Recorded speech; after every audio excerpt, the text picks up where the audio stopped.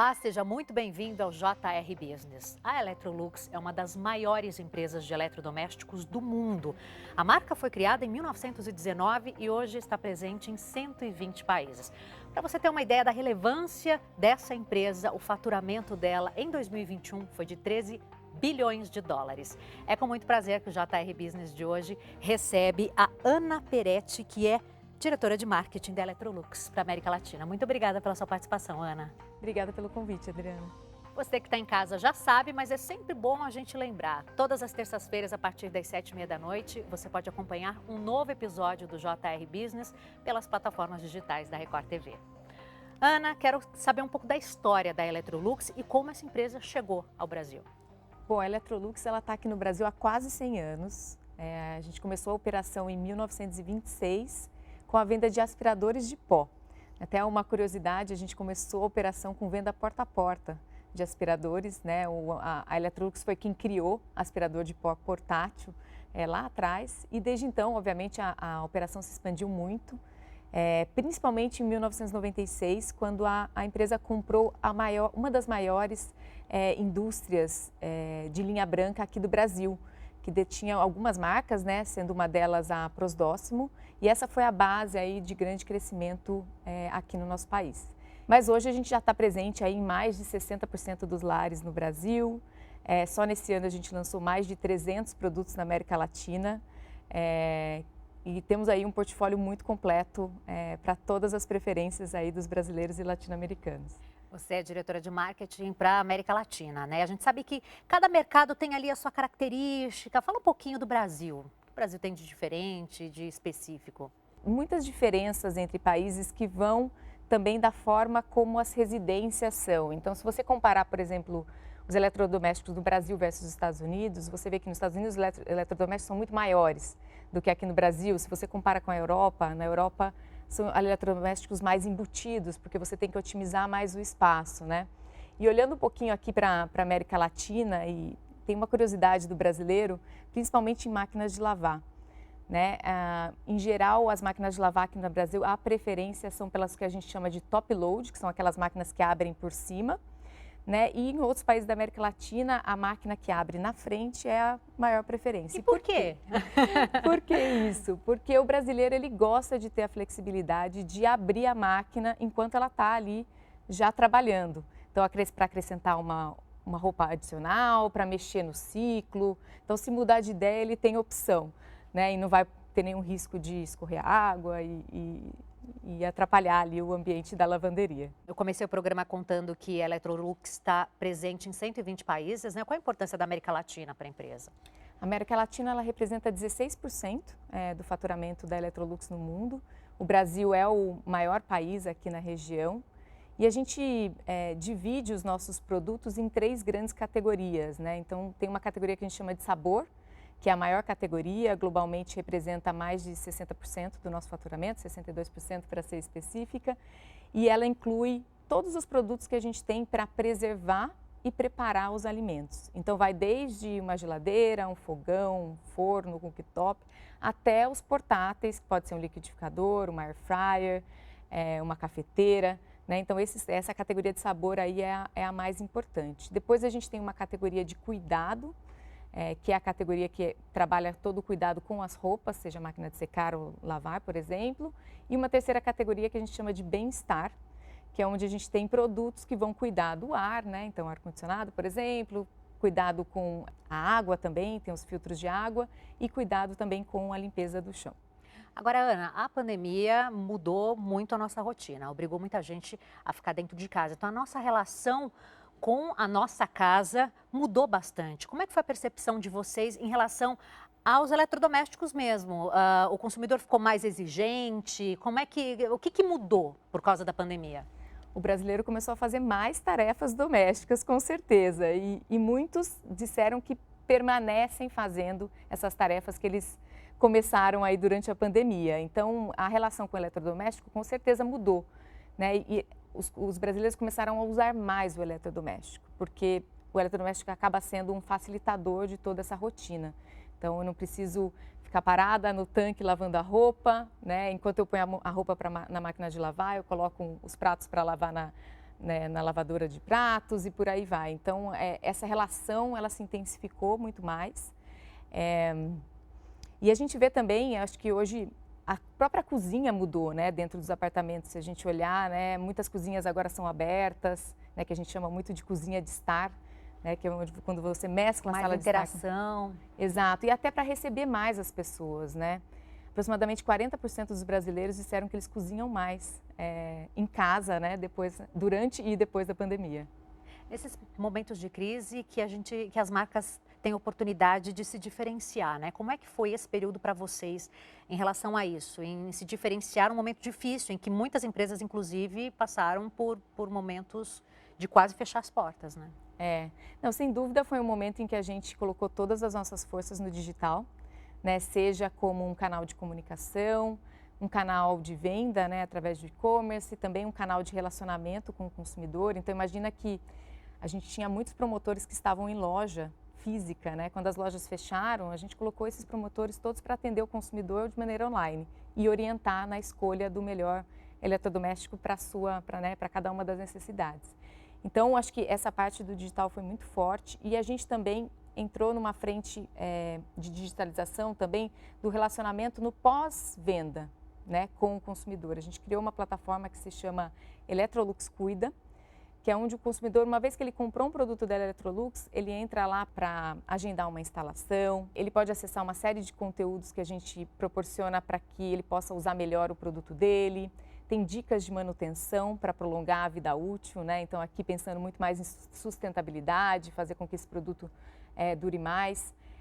E também, se ele precisar entrar em contato conosco, ele pode abrir uma ordem de serviço para uma assistência técnica através dessa plataforma. Então acho que essa digitalização aí foi muito o nosso foco e a diferenciação a partir da pandemia. Ana, a gente tem visto aí um crescimento muito grande das vendas pelo canal e-commerce.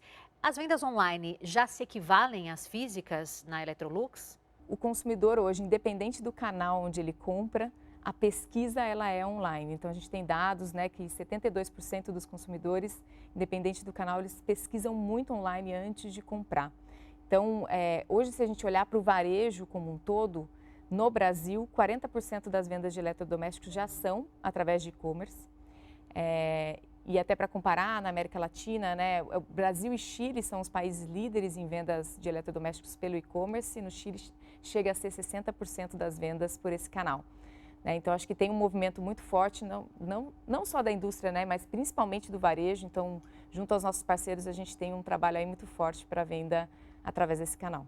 O consumidor hoje está mais ligado, né? E prefere as empresas que se preocupam com o meio ambiente. A gente sabe, por exemplo, que máquina de lavar roupa, máquina de lavar louça, sempre tiveram uma faminha meio ruim ali, de que gasta muita água, muita energia elétrica. Como é que está isso hoje? É um mito.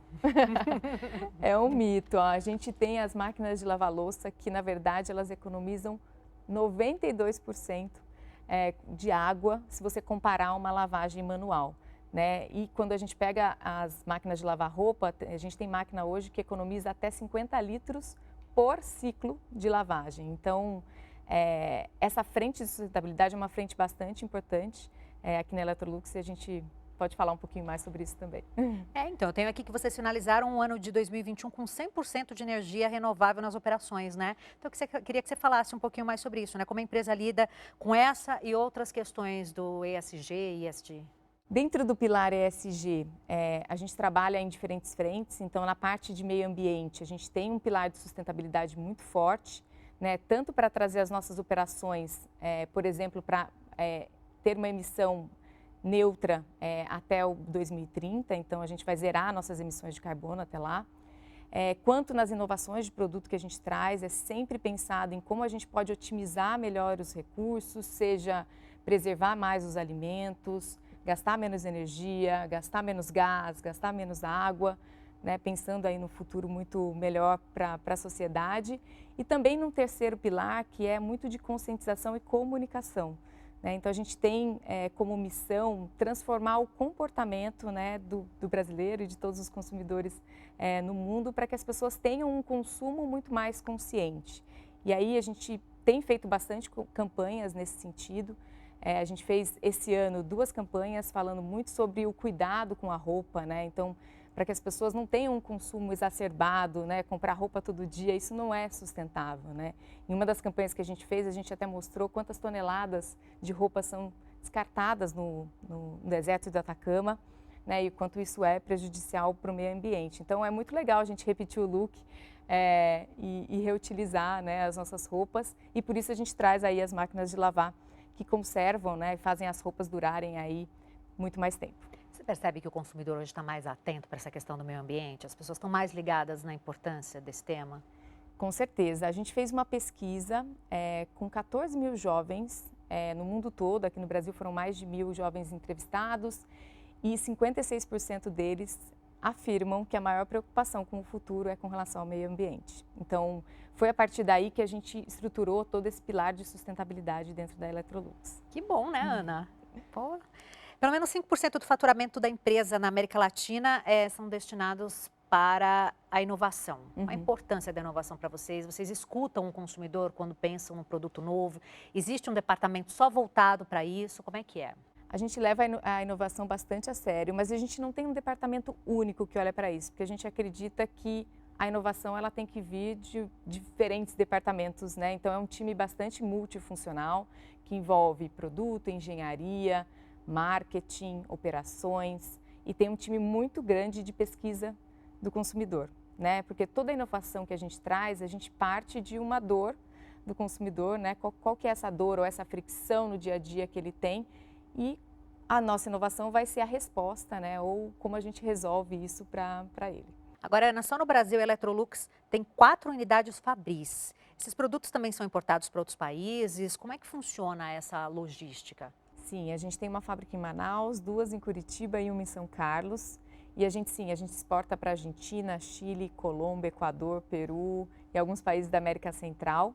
E a gente também tem fábrica no Chile, de onde a gente também exporta produto para outros países da América Latina. Voltando à fase mais grave da pandemia, a gente falou um pouco sobre a relação do consumidor com os eletrodomésticos a partir daquela situação toda de ter que ficar dentro de casa. Então, as tarefas domésticas foram mais, as pessoas foram mais ativas nessa questão das tarefas domésticas. Agora, eu queria entender como é que foi para vocês, como empresa mesmo, porque várias empresas, enfim, eu acho que foi um desafio para todas as empresas, independentemente do setor, do ramo. Como é que foi para a Electrolux? Bom, tivemos que mudar a operação do dia para a noite, acho que como todo mundo, né? Mas a gente estava muito preparado em relação à infraestrutura para que os funcionários trabalhassem de casa. Acho que a principal preocupação naquele momento foi a segurança, né, dos funcionários, tanto do time que fica no escritório, quanto o time das fábricas, o time que fica em campo, né, que são os promotores que vão para a loja. Então foi bastante intenso, mas acabou ficando um legado que até hoje a gente usufrui dessa infraestrutura, das pessoas trabalharem de casa também, né? Nessa volta da pandemia, a gente adotou um modelo flexível, então os funcionários acabam trabalhando de casa e do escritório também. É isso de aprender com as dificuldades, né, Ana? A gente percebe que as empresas se reinventaram mesmo nesse período, né? Com certeza. Qual produto é o carro-chefe da Electrolux aqui no Brasil? Temos muitos, mas eu diria que é geladeiras, fornos e máquinas de lavar. Nos 3 a gente tem uma participação bastante relevante. São os preferidos dos brasileiros. Ana, aqui no JR Business a gente gosta de conhecer também a carreira dos nossos entrevistados. Aqui é um espaço para falar sobre negócios e também carreiras de sucesso como a sua. Conta pra gente como você chegou à Electrolux e ao cargo que você ocupa hoje. Legal, eu comecei a minha carreira, na verdade a minha carreira toda foi em empresas de tecnologia. Sou uma entusiasta desse segmento e me apaixono por inovação e como trazer isso de uma forma muito simplificada, né, do ponto de vista de comunicação para o consumidor. Então, trabalhei toda a minha carreira, eu comecei trabalhando em empresa de software, depois passei por hardware, diferentes segmentos de celulares, televisores, câmeras digitais, passei por diferentes segmentos. Acabei morando um tempo nos Estados Unidos, fiquei baseada em Miami, também responsável pela América Latina. E nos últimos 3 anos, antes de entrar na Electrolux, eu fiz um movimento bem interessante do ponto de vista de carreira, porque eu mudei completamente de segmento. Eu saí de uma grande corporação, né, que vende produto físico, e fui para uma startup que oferece produtos financeiros aí vinculados ao varejo. Então foi uma reinvenção minha, praticamente como profissional, porque o segmento, primeiro, serviço, não mais produto, serviço digital e não mais algo físico, um serviço que você acaba tendo que ter uma relação com o consumidor muito mais frequente do que eu estava acostumado, então num pace de negócio muito mais alto. E eu acho que isso coincidiu muito com a minha vinda para a Electrolux, porque aqui na Electrolux, quando eu entrei esse ano, a gente montou toda uma área, a gente voltou o foco da área de marketing para olhar a jornada do consumidor e não apenas o marketing para inspirar e fazer o consumidor comprar a sua marca, né? Mas para olhar como é essa jornada após a compra. E acho que isso veio muito do que eu vivi nos últimos 3 anos. A gente sabe que melhorou, mas ainda é um desafio muito grande essa coisa da participação feminina em cargos de destaque nas grandes empresas, principalmente. Como é na Electrolux? Você é uma mulher ocupando o cargo de liderança e o que você percebe em outras áreas e da preocupação da empresa mesmo em relação a isso? Tem uma preocupação muito grande, mas você sabe que é bem curioso, quando no comecinho da minha carreira, um dos meus primeiros empregos, eu fui a primeira mulher na área de marketing nessa empresa de tecnologia. Então, desde o início da minha carreira, assim, tive que quebrar bastante paradigma e eu fiquei muito feliz ao entrar na Electrolux, porque é uma empresa que ela tem um compromisso muito forte e metas muito claras. Então, até 2030, a gente tem o objetivo de chegar entre 40% a 60% da liderança sendo feminina. Hoje, na América Latina, a gente está em 29%, então a gente está num caminho bastante forte aí, de mais 8 anos para chegar aí na nossa meta. E na Electrolux a gente tem um programa, na verdade, que ele vai muito além de olhar só a questão de gênero, né? Que não é pequena, mas a gente vai além disso. Então a gente tem um programa que se chama Venha Como Você É, onde a gente olha a diversidade de gênero, de orientação sexual, diversidade étnica, de gerações. Então, a gente realmente respeita esses diferentes pontos de vista, porque a gente acha que isso faz não só as empresas melhores, mas a sociedade também muito melhor. Sem dúvida. Agora a Electrolux também tem projetos sociais, né, Ana? A gente tem uma série de projetos sociais, alguns deles voltados para a educação com relação à alimentação, né, para que as pessoas comam comida de verdade. Então, a gente tem essa frente. Mas a gente tem também outras atividades, vou citar uma que a gente está fazendo nas próximas 2 semanas, que a gente está apoiando a ONG Teto, né? E a gente está com eles num jogo que vai acontecer em Curitiba, onde a gente vai toda a arrecadação dos ingressos, ela vai para a construção de casas para pessoas que estão em situação de vulnerabilidade. E falando de tecnologia, queria que você contasse para a gente, explicasse para a gente como a internet 5G, internet das coisas, vem para revolucionar o mercado de eletrodomésticos. Olha, tem muitas possibilidades. Acho que na casa do futuro aí não só os eletrodomésticos vão estar conectados, mas diversos outros, né, produtos eletrônicos dentro da casa. O avanço, né, dessa casa conectada, ele vai depender muito da democratização dessa tecnologia, né, para que ela não fique só acessível para um público limitado de pessoas. Mas além de conectar a casa, eu acho que tem o 5G e o IoT, eles trazem uma perspectiva diferente também para a experiência de compra. Então imagina que você, com uma conexão muito mais rápida da internet, a gente pode trazer soluções para o consumidor, onde ele pode ver, por exemplo, dentro da casa dele, como ficaria uma geladeira. Né? Imagina você com um óculos, né? Ou através de realidade aumentada, enxergar como essa geladeira ficaria dentro da sua casa, ou como um fogão, ou com uma adega dentro da sua sala. Então, acho que existem infinitas oportunidades aí para melhorar a experiência tanto da compra, né, quanto do uso dos produtos. O que você percebe de mudança na forma de se comunicar com o consumidor ao longo das últimas décadas? Porque o público vem mudando, o consumidor vem mudando, as exigências também, e vocês atendem pessoas de várias idades, né? De jovens, adultos, idosos, todo mundo precisa de eletrodoméstico. Como se comunicar com todas essas pessoas que têm necessidades diferentes? Como é? É um desafio para quem está na área de marketing, porque a gente tem que se atualizar o tempo todo com os diferentes formatos, né? Então, a primeira mudança lá atrás foi do offline para o online, depois da comunicação estática para comunicação animada, vídeos longos, vídeos curtos. Então, assim, a gente está o tempo inteiro acompanhando quais são os formatos que melhor conversam com o consumidor, né? Dependendo do momento também que ele está na jornada, né? Se é um momento em que ele está fazendo uma escolha de uma compra, ou se ele quer se informar, ainda está decidindo qual que é o modelo que ele quer comprar.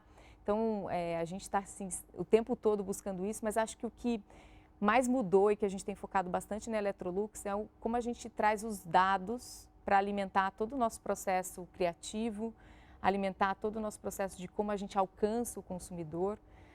Então, a gente tem trabalhado muito nessa frente para preparar a infraestrutura de bancos de dados de consumidores e toda a inteligência por trás para poder oferecer o produto certo na hora certa para o consumidor. As necessidades mudaram também ao longo das décadas em relação a eletrodoméstico?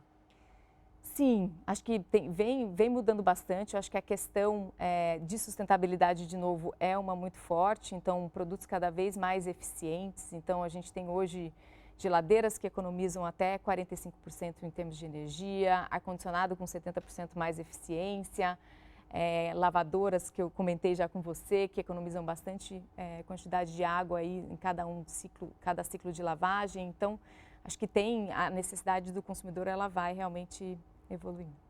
A gente conversou sobre esse tema agora há pouco e eu perguntei se o consumidor ele tem olhado mais para essa questão. Você disse que sim. Você percebe que as empresas, no geral, estão se preocupando mais com essa questão também até por causa desse interesse que o consumidor tem? Com relação à sustentabilidade? Sim. Sim, acho que sim. A gente vê muitas empresas indo nessa direção. Acho que na Electrolux a gente tem um diferencial disso realmente está dentro do propósito da empresa de transformar a vida por melhor. Então, assim, em todas as frentes de trabalho, isso é um pilar extremamente importante, inclusive a remuneração dos principais executivos no mundo todo. Né? Nós temos uma meta atrelada à remuneração variável que está atrelada às metas que a gente tem aí até 2030, por exemplo, de zerar a emissão de carbono.